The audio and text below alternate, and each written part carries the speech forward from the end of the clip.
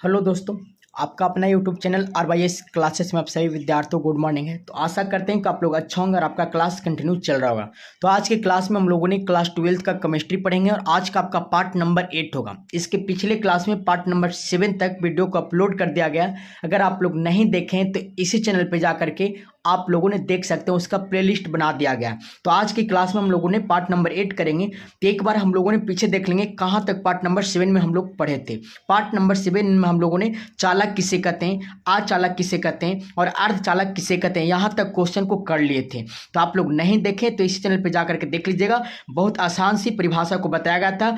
चालक किसे कहते हैं, इसका आसान सी लैंग्वेज में परिभाषा को लिख दिया गया था।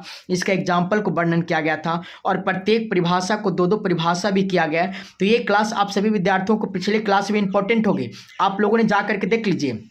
उसी प्रकार से हम लोगों ने पार्ट नंबर 7 में अर्धचालक देख लेते कि अर्धचालक किसे कहते हैं, इसका परिभाषा देख लेते। इसका 2 परिभाषा लिखा गया था। उसी प्रकार से अर्धचालक की एग्जाम्पल भी लिखा गया था। तो आप लोगों के लिए पार्ट नंबर 7 भी इंपॉर्टेंट हो गया। आप लोगों ने जाकर के देखिए, आज की क्लास हम लोगों ने पार्ट नंबर 8 में ठोस के चुंबकीय गुण पढ़ेंगे। क्या पढ़ेंगे? ठोस के चुंबकीय गुण। ये क्लास आप सभी विद्यार्थियों के लिए इंपॉर्टेंट होगी। ठोस के चुंबकीय गुण क्या है? तो ठोस में चुंबकीय गुण, ठोस में चुंबकीय गुण 5 प्रकार के होते हैं। एग्जाम में आपसे पूछा जाए ठोस में चुंबकीय गुण कितने प्रकार के होते हैं, आपको जवाब देना है ठोस में चुंबकीय गुण 5 प्रकार के होते हैं। नंबर 1 है आपका अनुचुंबकीय, नंबर 2 है आपका प्रतिचुंबकीय, नंबर 3 है लौह चुंबकीय, नंबर 4 है आपका प्रतिलौह चुंबकीय और नंबर 5 आपका फेरी चुंबकीय।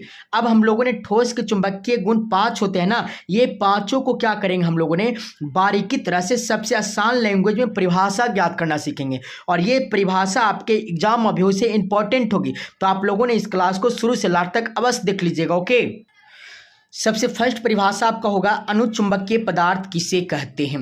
तो आपको लिखना हो वे पदार्थ जो चुंबकीय क्षेत्र में ले जाने पर दुर्बल रूप से आकर्षित होते हैं। क्या?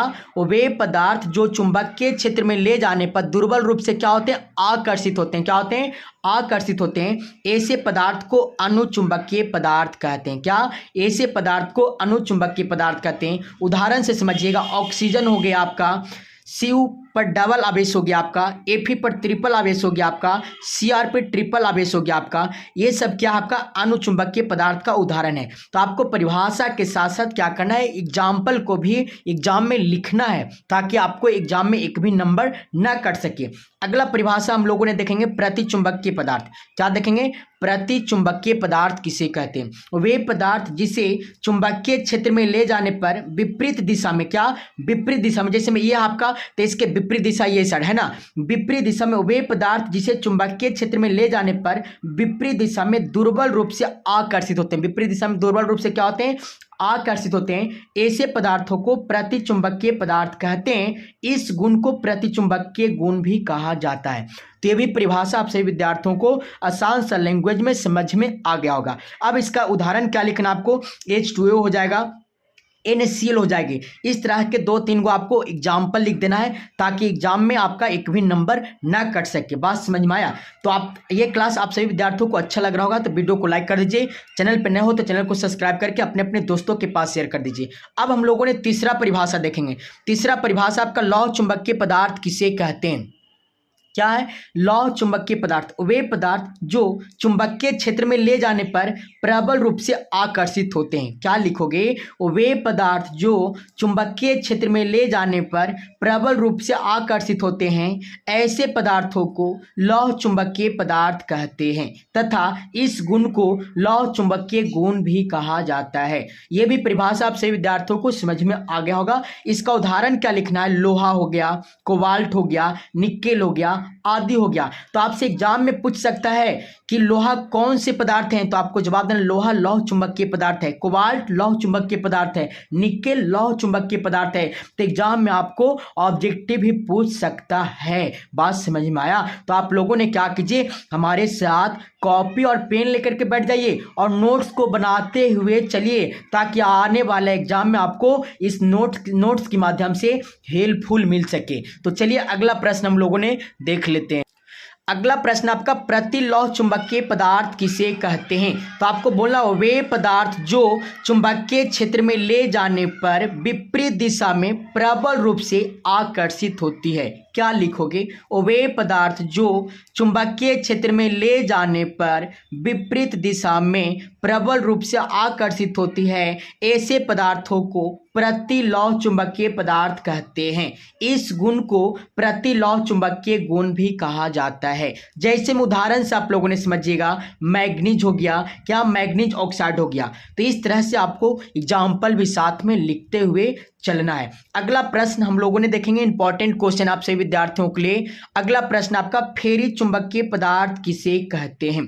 तो आपको लिखना हो, वे पदार्थ जो चुंबकीय क्षेत्र में ले जाने पर लौह चुंबकीय की तुलना में चुंबकीय क्षेत्र के द्वारा दुर्बल रूप से आकर्षित होती है, ऐसे पदार्थों को फेरी चुंबकीय पदार्थ कहते हैं तथा इस गुण को फेरी चुंबकत्व का गुण भी कहा जाता है। इसे क्या कहते हैं? इस पदार्थ को फेरी चुंबकत्व का गुण भी कहा जाता है।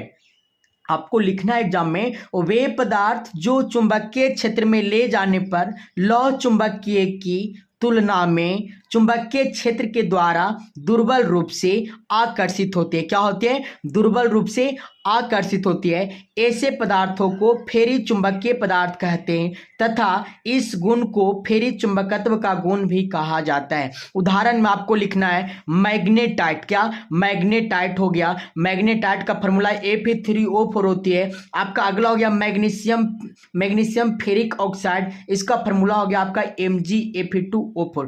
तो इस तरह से आपको साथ में परिभाषा के साथ साथ एग्जाम्पल भी लिखते हुए चलना है। अगला इंपॉर्टेंट प्रश्न आती है, बैंड सिद्धांत क्या है? बैंड सिद्धांत, तो किसी भी तत्व में दो प्रकार के बैंड सिद्धांत पाए जाते हैं। कितने प्रकार के? किसी भी तत्व में दो प्रकार के बैंड पाए जाते हैं। नंबर 1 है आपका चालन बैंड, नंबर 2 है आपका संयोजी बैंड या तो संयोजकता बैंड। अब हम लोगों ने क्या करेंगे, ये बैंड का जो दो प्रकार हुआ, इसको हम लोगों ने आसान सी लैंग्वेज में परिभाषा भी आपको बताने वाले हैं, तो आप लोगों ने इस वीडियो को लास्ट तक जरूर देखिएगा। अब हम लोगों ने देखेंगे चालन बैंड किसे कहते हैं। एग्जाम में पूछा गया प्रश्न है, ये भी क्वेश्चन आप लोगों ने अपने अपने कॉपी में से इंपॉर्टेंट कर लीजिएगा। चालन बैंड किसे कहते हैं? वह बैंड जिसमें ऊर्जा स्तर सबसे कम होता है उसे ही चालन बैंड कहते हैं। कितना इजी में लिखा गया है, सबसे आसान लैंग्वेज में लिखा गया। आप लोगों को वीडियो देखते साथ याद हो जाएगी, तो बस आप लोगों ने फोकस कीजिए हमारे ऊपर और कॉपी में नोट करते चलिए, ताकि नोट करते करते आपको जो परिभाषा है आप सभी को माइंड में चले जाए, आपको याद हो जाए, है ना। तो आप लोगों ने नोटबुक जरूर तैयार कीजिएगा। चालन बैंड, वह बैंड जिसमें ऊर्जा स्तर सबसे कम होता है उसे ही क्या कहते हैं? चालन बैंड कहते हैं। क्या कहते हैं? चालन बैंड कहते हैं। सेकंड परिभाषा आपको लिखना है संयोजी बैंड या संयोजकता बैंड। तो इसका भी परिभाषा बहुत आसान लैंग्वेज में लिखा गया है, वह बैंड जिसमें ऊर्जा स्तर सबसे अधिक होता है उसे संयोजी बैंड या संयोजकता बैंड कहते हैं। क्या? वह बैंड जिसमें ऊर्जा स्तर सबसे अधिक होता है। यहाँ पे चालन बैंड में ऊर्जा स्तर क्या हो रहा था? सबसे कम हो रहा था, जबकि संयोजी बैंड में ऊर्जा स्तर क्या हो रहा है? सबसे अधिक हो रहा है। इसी को क्या कहते हैं? संयोजी बैंड या तो संयोजकता बैंड कहते हैं। तो ये दोनों परिभाषा आप सभी को याद हो गया होगा। अगला हम लोगों ने देखेंगे, इंपॉर्टेंट क्वेश्चन है, ऊर्जा अंतराल किसे कहते हैं? ऊर्जा अंतराल भी बहुत बार एग्जाम में पूछा गया है। ऊर्जा अंतराल संयोजी बैंड और चालन बैंड के बीच की दूरी को ही क्या कहते हैं? ऊर्जा अंतराल कहते हैं। क्या कहते हैं? आपको लिखना है संयोजी बैंड और चालन बैंड के बीच की दूरी को ही क्या कहते हैं? ऊर्जा अंतराल कहते हैं। मान लेते हैं हम लोगों ने कि यहाँ पे इस घर में संयोजी बैंड है। क्या है? इस घर में संयोजी बैंड है और इस घर में आपका चालन बैंड है। क्या है? चालन बैंड है। और ये दोनों घरों के बीच में जो बैंड बनेगी ना, उसी को हम क्या कहेंगे? ऊर्जा अंतराल कहेंगे। तो आपको परिभाषा लिखना है संयोजी बैंड और चालन बैंड के बीच की दूरी को क्या कहते हैं? ऊर्जा अंतराल कहते हैं। तो भी परिभाषा आपको समझ में आ गया होगा। चलिए यहाँ नीचे पॉइंट आपको देखना है, संयोजी बैंड या संयोजकता बैंड के आधार पर चालक, अचालक तथा अर्धचालक की व्याख्या हम लोगों ने करेंगे। एग्जाम में आपको इसी टाइप से प्रश्न पूछेगा कि चलो बताओ संयोजी बैंड या संयोजकता बैंड के आधार पर चालक, अचालक तथा अर्धचालक की क्या करें, व्याख्या करें। तो आपको आसान सी लैंग्वेज में करना है। तो आपको सबसे पहले चालक की व्याख्या करना है। किसको करना है, चालक की व्याख्या करना है। तो आपको लिखना है चालकों में संयोजकता बैंड और चालन बैंड के बीच ऊर्जा अंतराल का मान बहुत ही कम होती है। क्या होती है, चालकों में संयोजकता बैंड और चालन बैंड के बीच ऊर्जा अंतराल का मान बहुत ही कम होता है, जिसके कारण वैद्युत धारा प्रवाहित करते हैं। क्या करते हैं, वैद्युत धारा प्रवाहित करते हैं। तो संयोजकता बैंड से मुक्त इलेक्ट्रॉन आसानी से चालन बैंड में पहुंच जाते हैं। क्या होते हैं, पहुंच जाते हैं। तो यहां से आप लोगों ने फिगर से समझिएगा, यह आपका चालक की व्याख्या किया गया है। इस प्रकार हम चालक की व्याख्या कर सकते हैं। जैसे हम देखिएगा, यह आपका संयोजकता बैंड हुआ इस घर में आपका चालन बैंड हुआ, यह आपका ऊर्जा अंतराल हुआ। तो फिगर से परिभाषा कैसे बनाओगे, आपको लिखना है चालकों में संयोजकता बैंड, क्या, चालकों में संयोजकता बैंड और चालन बैंड के बीच क्या है आपका, चालकों में संयोजकता बैंड हुआ, ये आपका चालन बैंड हुआ, ये दोनों के बीच में कौन है आपका, ऊर्जा अंतराल है। इसी को क्या कहेंगे, ऊर्जा अंतराल का मान बहुत ही क्या होती है, ऊर्जा अंतराल का मान बहुत ही कम होता है, जिसके कारण वैद्युत धारा प्रवाहित करते हैं। ऊर्जा अंतराल कम होने के कारण वैद्युत धारा क्या होते हैं, प्रवाहित करते हैं। तो संयोजकता बैंड में से मुक्त इलेक्ट्रॉन आसानी से, संयोजकता बैंड से मुक्त इलेक्ट्रॉन आसानी से कहां पहुंच जाते हैं, चालन बैंड में। देखिएगा, संयोजकता बैंड से मुक्त इलेक्ट्रॉन कहां पहुंच रहे हैं, चालन बैंड में पहुंच रहे हैं। इसी को हम लोगों ने क्या कहेंगे, चालक की व्याख्या। तो इसी प्रश्न को आप लोगों को समझ में आ गया होगा। सबसे आसान सा लैंग्वेज में इस परिभाषा को वर्णन किया गया था। तो अब हम लोगों ने देखेंगे अचालक की व्याख्या। देखिएगा, अचालक की व्याख्या किस रूप में आपको करना है, ये भी परिभाषा बहुत आसान सी लैंग्वेज में लिखा गया है। अचालक की व्याख्या तो लिखना, चालकों में संयोजकता बैंड और चालन बैंड के बीच ऊर्जा अंतराल बहुत ही अधिक होती है। क्या होती है, बहुत ही अधिक होता है, जिसके कारण जब विद्युत धारा प्रवाहित करते हैं तो संयोजकता बैंड से मुक्त इलेक्ट्रॉन चालन बैंड में नहीं पहुंच पाता है। क्यों नहीं पहुंच पाता है भाई, आपको यही पॉइंट को समझना है। चालकों में संयोजकता बैंड और चालन बैंड के बीच ऊर्जा अंतराल क्या है, बहुत अधिक होने के कारण जब विद्युत धारा प्रवाहित कराई जाती है तो संयोजकता बैंड से मुक्त इलेक्ट्रॉन चालन बैंड में नहीं पहुंच पाते हैं। इस प्रकार हम अचालक की व्याख्या करते हैं। अब आपको फिगर से समझना है, यह आपका संयोजकता बैंड है, यह आपका ऊर्जा अंतराल है, यह आपका चालन बैंड है। तो इससे हम लोगों को फिगर से परिभाषा बना देना है। कैसे परिभाषा बना देंगे, बस आप वीडियो को देखिएगा, लिखना चालकों में संयोजकता बैंड, क्या, चालकों में संयोजकता बैंड और चालक बैंड के बीच कौन है आपका, ऊर्जा अंतराल, ये बहुत अधिक है। ये क्या है, संयोजकता बैंड और चालक बैंड के बीच जो ऊर्जा अंतराल है बहुत ही क्या है, अधिक होने के कारण संयोजकता बैंड से मुक्त इलेक्ट्रॉन चालन बैंड में नहीं पहुंच पाते हैं। अगर संयोजकता बैंड से अगर ये ऊर्जा अंतराल कम होती ना, तो यहाँ पे संयोजकता बैंड से मुक्त इलेक्ट्रॉन चालन बैंड में पहुंच पाती, लेकिन अधिक होने के कारण संयोजकता बैंड से चालन बैंड में मुक्त इलेक्ट्रॉन नहीं पहुंच पाएगी। इस प्रकार हम अचालक की व्याख्या करते हैं। तो ये भी परिभाषा आप सभी विद्यार्थियों को आसान सा लैंग्वेज में समझ में आ गया होगा।